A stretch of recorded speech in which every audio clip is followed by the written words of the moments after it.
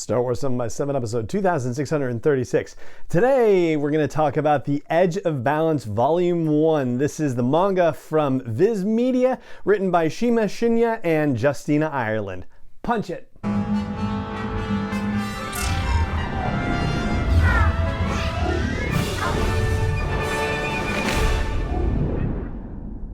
Hey Rebel Rouser, I'm Alan Voivod, and this is Star Wars 7x7, your daily dose of Star Wars joy, and thank you so much for joining me for it.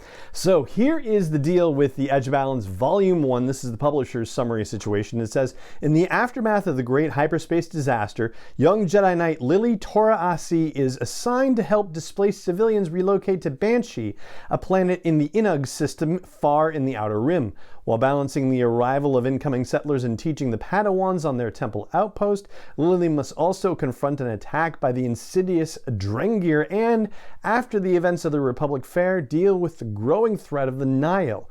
But the dangers to Lily and her Padawans are much closer than she thinks. Dun dun dun!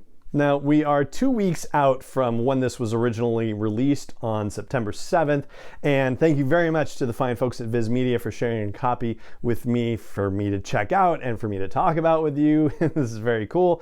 And, I figured 2 weeks, we're outside of the window where we, need to avoid spoilers entirely, but hey, here's the warning just in case. We are in full spoiler territory. The Edge of Balance Volume 1 is a two-part situation. There is the Volume 1 story, and then there's a bonus chapter called The Bansheans, and we'll talk about that tomorrow on the show. And I'll start with a first takeaway by saying that the story actually does concern itself a lot with the life around the temple and integrating the settlers from this planet that had been devastated by the events of the Great Hyperspace Disaster. They're bringing refugees to Banshee and helping them get oriented on the new planet.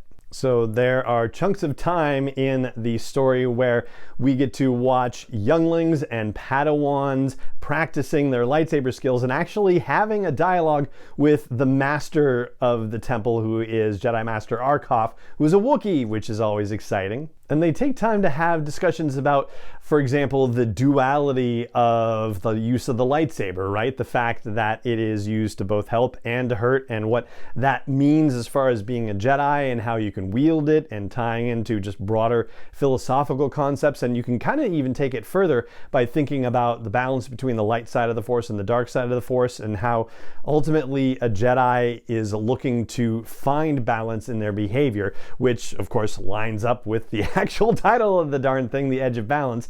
And the story very much lays those foundations for what will actually happen when the Drengir go crazy.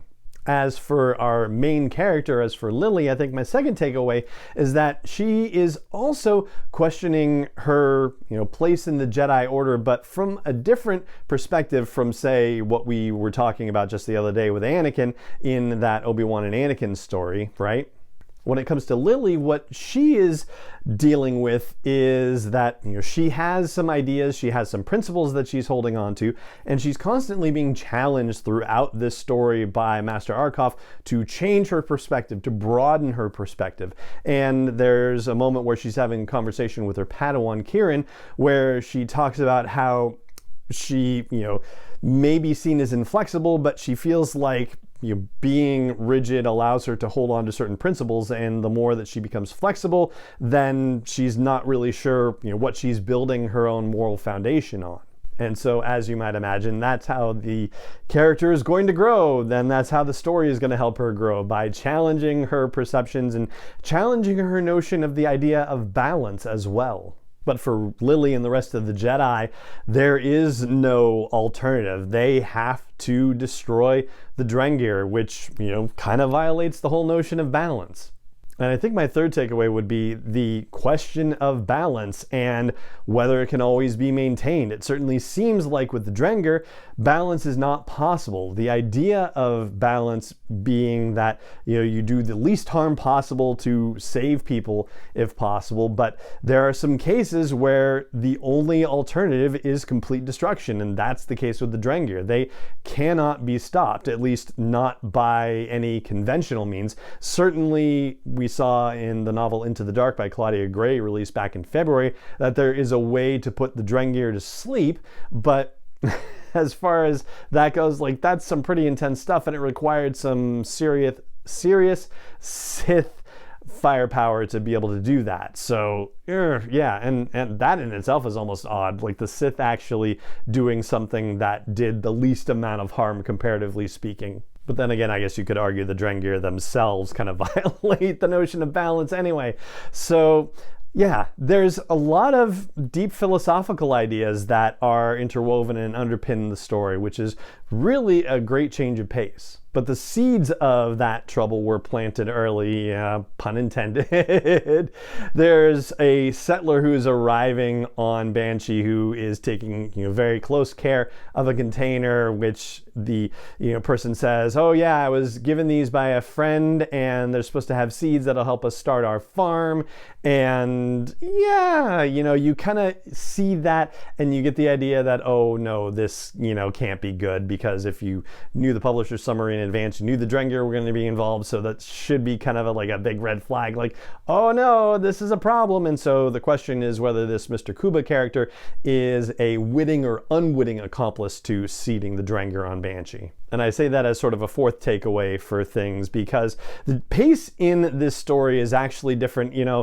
I have to say that I generally have not read manga, and so I'm unfamiliar with the particular style of storytelling, whether it may or may not be different from regular American comic storytelling. So it's possible that I am reacting to it from a place of inexperience in that part. But for me, it did feel like it took a long time for us to get into the action. It's not until the page 64 out of the 144, and really actually 120 odd before you get into the bonus chapter. But basically it was halfway through the story before we got the Drengir actually arriving and on the attack. And it turns out that the answer is he's an unwitting accomplice. But the Drengir do something different on Banshee than they do in any other place. Instead of actually devouring their victims, they turn them into wood. Like, people are transformed into wooden statues. And so the folks on Banshee are having to do autopsies to try to understand just what it is that happened. And it may be that just something about Banshee's own environment and climate and how the Drengir, sprung up into action there may have affected the way that they evolved and how they behave and what they do to people, which is kind of a neat idea in and of itself too. But there are connections drawn between the Nihil and the Drengir because, as I mentioned, the story takes place after the Great Hyperspace Disaster with settlers there. But there are references to the Republic Fair on Valo, and the younglings at the temple on Banshee want to go to the fair, but they can't go to the fair because their responsibility is getting these settlers handled and helping them adjust to their new life on Banshee, which turns out to be a good thing for them because they are out of the way of the Valo disaster. But Stellan Gios, who is of course the Jedi recently elevated to the Jedi Council, shows up at the very beginning and at the very end of the story and is able to talk about some of the stuff on Valo and share that the Nihil and the Drengir had worked together in that way. And so that sort of, I guess, inspires a conversation that the Jedi are having with the Doctor, who was another refugee settler from Banshee, about the autopsy results with the Drengir, and they're wondering whether the Nihil could possibly be somewhere in the system already, which it turns out, dun dun dun, they are. And that is the big cliffhanger reveal that an agent of the Nihil is on the planet Banshee, and they have some bigger idea, some bigger plan for it, but we don't yet know what it is. It did involve trying to get Master Arkoff off the planet, which they were able to do because after the events of the Republic Fair, the Jedi Council apparently asked Stellan Gios to come get Master Arkoff to go with them for some other mission, and that's part of what the Nihil wanted to do. But they're also worried that the Jedi are starting to figure out what's going on, and Lily has taken over leadership of the temple. So, they're getting a little nervous and they want to consult with the Eye to see what they should be doing next.